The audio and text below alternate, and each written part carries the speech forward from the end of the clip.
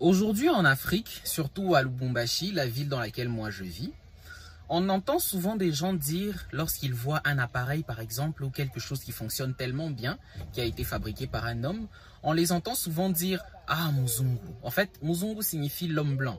Donc ils pensent que tout ce qui a été fabriqué par une main d'homme a forcément été fabriqué par un homme blanc. Mais est-ce que cela est vrai? Est-ce qu'il n'y a que les hommes blancs qui ont pu inventer les choses qui ont révolutionné le monde, qui ont révolutionné la technologie que nous utilisons aujourd'hui?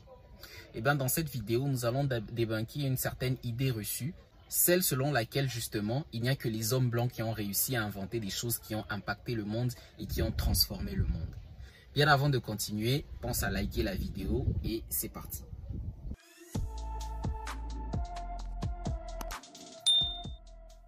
Bonjour à toi et bienvenue sur le canal de la communauté Ujamaa, moi c'est Lourak.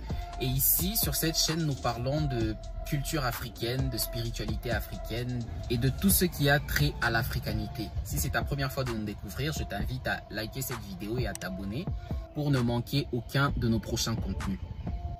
5 inventeurs africains dont tu n'as jamais probablement entendu parler. Nous allons commencer ce top 5 avec une femme.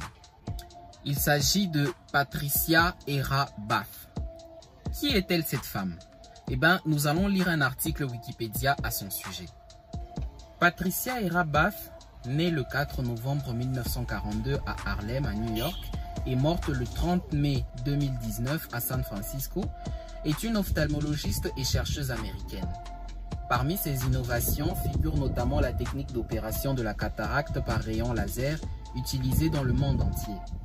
Elle est la première afro-américaine à obtenir un brevet d'invention dans le domaine médical. Donc, cette femme, Patricia Baffe, elle a reçu un brevet d'invention dans le domaine médical. Et quelle a été son invention? C'est un laser qui permet d'opérer l'œil, la cataracte de l'œil, une maladie de l'œil.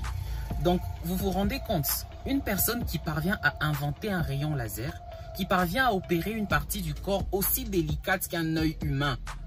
Rendez-vous compte. C'est juste fabuleux en fait. Moi, je n'aurais jamais pu, avant de découvrir cela en tout cas, je n'aurais jamais pu penser que c'était possible de soigner d'opérer un œil. Ce n'est que très récemment que j'ai découvert qu'il est possible d'opérer un œil et cela avec un rayon laser. Et cette technique a été inventée par une femme noire. Et comme nous l'avons lu dans l'article, cette technique d'opération est utilisée aujourd'hui dans le monde entier. Rendez-vous juste compte à quel point c'est énormissime. Le deuxième inventeur dont nous allons parler, il s'agit de Lewis Howard Latimer. Eh bien, pour lui aussi, comme pour tous les autres, nous allons lire un article de lui qui est sur Wikipédia et voyons de quoi parle cet article. Lewis Howard Latimer, né le 4 septembre 1848 à Chelsea dans le Massachusetts, est mort le 11 décembre 1923 à Flushing dans le Queens, à New York, est un inventeur et ingénieur afro-américain connu pour ses nombreuses contributions technologiques comme l'amélioration de la lampe à incandescence et le développement du téléphone.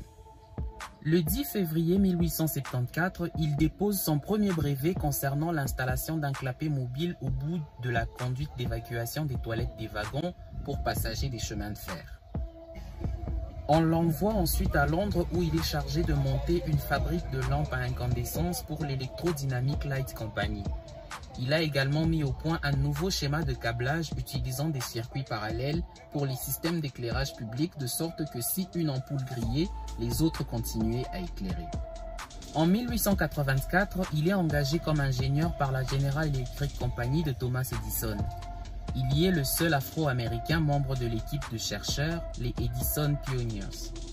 Latimer invente une amélioration du processus de fabrication des ampoules à filaments de carbone et dépose un brevet en ce sens. Donc si cet homme n'avait jamais existé, probablement les ampoules électriques que nous avons aujourd'hui n'existeraient peut-être pas ou ne seraient pas aussi performantes qu'elles le sont aujourd'hui. Ou même le téléphone, parce qu'on a entendu qu'il a participé énormément à l'amélioration du téléphone. Donc peut-être probablement que le téléphone non plus qu'on utilise aujourd'hui ne serait pas aussi performant qu'il l'est. Donc comme vous l'avez entendu, tous les brevets d'invention qu'il a reçus ont permis de considérablement améliorer notre mode de vie aujourd'hui. Mais malheureusement, beaucoup de gens ne le connaissent même pas. Le troisième inventeur africain dont nous allons parler dans cette vidéo, il s'agit de Philip Emeagwali. Alors, de qui s'agit-il? Il s'agit d'un Nigérian qui a passé la majorité de sa jeunesse au Nigeria et qui ensuite a rejoint les États-Unis pour continuer ses études. Une fois arrivé là-bas, il a eu plusieurs distinctions, plusieurs brevets qui récompensaient ses efforts à la contribution dans le domaine informatique. Alors, pour lui aussi, nous allons lire un petit extrait sur l'article Wikipédia qui parle de lui. La simulation d'Emeagwali a été le premier programme à appliquer une approche pseudo-temporelle à la modélisation des réservoirs. Il a été cité par Bill Clinton comme exemple de ce que les Nigérians peuvent réaliser lorsqu'on leur donne l'opportunité et est fréquemment présenté dans des articles de presse populaire pour le mois de l'histoire des Noirs. Quelqu'un qui a même pu être cité par le président des États-Unis à cette époque. Donc c'est vraiment pas n'importe qui. Quatrième inventeur dont nous allons parler dans cette vidéo, il s'agit de Granville Tyler Woods. Alors, lui qui est-il? Je crois que c'est peut-être même le plus gros personnage dont nous allons parler dans cette vidéo. Carrément, lisons aussi un article Wikipédia qui parle de lui.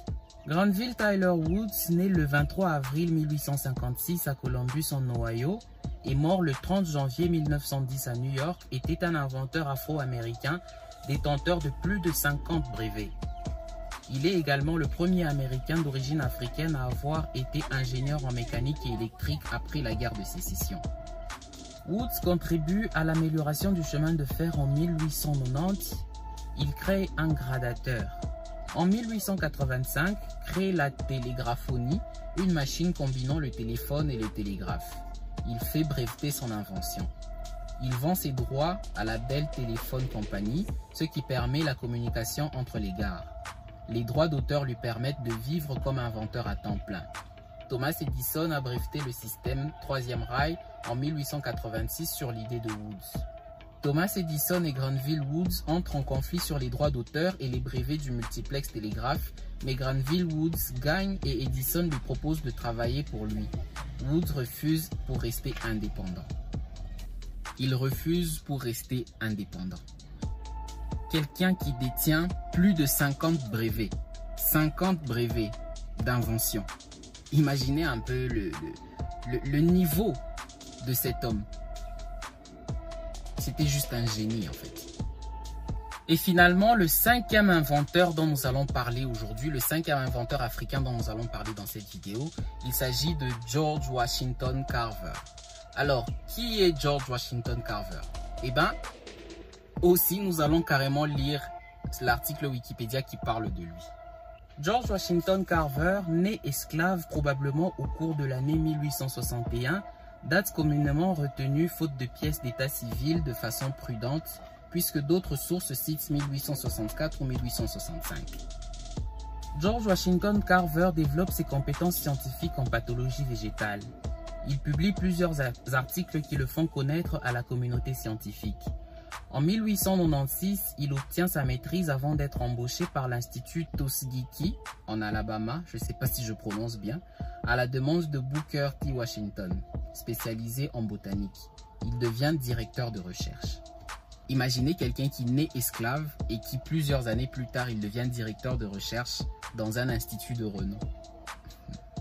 Il intervient notamment auprès des fermiers du sud des États-Unis, région où la culture répétée du coton a épuisé les sols.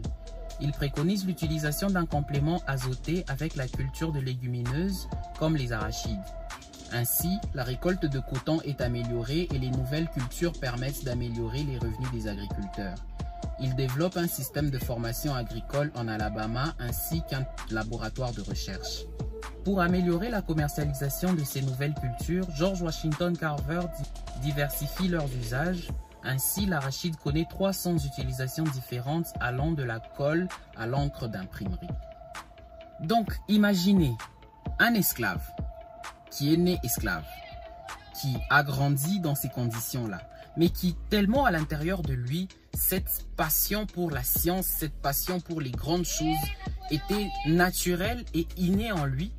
Il n'a pas pu finir sa vie dans ces conditions.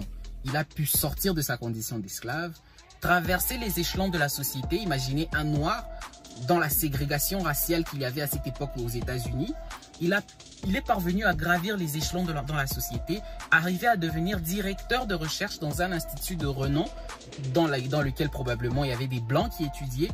Et c'est grâce à lui qu'on a pu inventer tellement de choses, énormément de choses, parce que ce dont j'étais en train de parler, l'invention de l'engrais, grâce de cet engrais naturel, un engrais bio, grâce aux arachides qu'il a pu créer, ce n'est qu'une seule parmi plusieurs inventions qu'il a pu faire. Moi, je n'en ai cité qu'une seule, faute de temps, mais je ne peux pas tout citer dans cette vidéo. Donc, vous imaginez un peu le travail que ça a dû être pour partir de cette condition d'esclave, passer à homme libre, et puis commencer à gravir les échelons dans la société. En plus, dans une société complètement ségrégationniste, où les Noirs étaient vus comme des objets, comme des outils de travail. Imaginez un peu ce que ça a pu être pour cette personne. George Washington Carver. Bref, dans cette vidéo, j'espère que vous aurez compris que les Noirs ne sont pas ce genre de personnes, que même les Noirs eux-mêmes ont appris à croire, à penser qu'ils sont inférieurs au reste de l'humanité. Sachant que nos ancêtres aussi ont pu entrer dans l'histoire, contrairement à ce que Sarkozy disait, que l'homme noir n'est pas suffisamment entré dans l'histoire, c'est faux.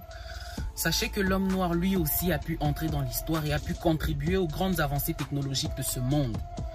À chaque fois, j'espère en tout cas qu'après avoir vu cette vidéo, à chaque fois que vous verrez un objet qui vous impressionne, un outil qui vous impressionne, vous ne serez pas étonné en disant « Ah, Muzungu », en faisant allusion à l'homme blanc.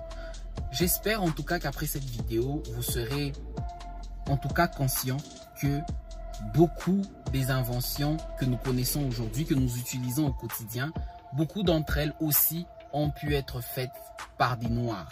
Et aujourd'hui, dans cette vidéo, je n'ai cité que 5 inventeurs. Et pourtant, il y en a beaucoup, il y en a des dizaines en tout cas. Il y en a beaucoup. Donc, arrêtons de penser que ce ne sont que les Blancs, ce ne sont que les Européens qui ont réussi à impacter le monde grâce à leurs inventions. Les Noirs aussi, les Africains ont pu apporter leur part et leur contribution à l'humanité. Et d'ailleurs, là, je n'ai cité que les inventeurs dont on connaît les noms et qui sont apparus à partir du 18e, 19e et 20e siècle. 21e siècle aussi.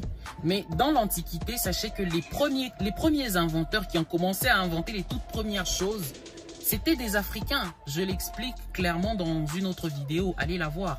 Dans cette vidéo, je vous explique comment les mathématiques, l'astronomie, bref, toutes les sciences primaires que nous connaissons aujourd'hui, les sciences qui ont permis à l'homme de maîtriser son environnement, qui ont permis à l'homme, à l'être humain de dominer le monde, et bien toutes ces sciences ont été inventées en Afrique. Et ce n'est qu'après que les Européens ont commencé à venir étudier en Afrique, et plus précisément en Égypte, dans les universités égyptiennes comme les Pythagore, Thalès, tous ces gens-là. Ils sont venus étudier en Afrique et ont ramené leur savoir chez eux, en Europe. Et c'est grâce à ce savoir qu'ils ont appris en Afrique, c'est sur ce savoir-là qu'ils se sont bâtis pour pouvoir commencer maintenant à faire leurs nouvelles inventions et ainsi de suite. Le savoir primordial, il vient d'Afrique. Quelqu'un comme Archimède, on nous parle aujourd'hui de la vis d'Archimède, c'est-à-dire cette forme de vis sans fin là qui parvient à faire remonter l'eau. Mais ça aussi, ça a été inventé en Afrique. Les premières personnes qui ont inventé ce concept-là, c'était des Africains. Il y a un documentaire qui en parle, il est disponible gratuitement sur YouTube, allez voir ça. Bref, toutes les grandes inventions qui ont permis les meilleures avancées technologiques dans le monde aujourd'hui ont commencé depuis l'Antiquité et ont été inventées par des Noirs africains. Et comme nous l'avons vu dans cette vidéo, après la révolution industrielle, après que les Européens aient commencé à dominer le monde, ce ne sont pas que les Européens qui dominaient le monde en faisant leurs inventions et tout, mais il y avait aussi des hommes noirs, des hommes africains qui ont fortement contribué à cette avancée technologique dans le monde. Donc, soyons fiers de qui nous sommes et sachons, surtout connaissons notre histoire. C'est surtout sur ça que j'insiste, connaissons notre histoire pour arrêter d'avoir dans notre langage cette histoire de Muzungu. Bref. Je te remercie d'avoir regardé cette vidéo jusqu'ici. Pense à liker et à t'abonner si ce n'est pas encore fait. Et je te retrouve très bientôt pour une nouvelle chronique.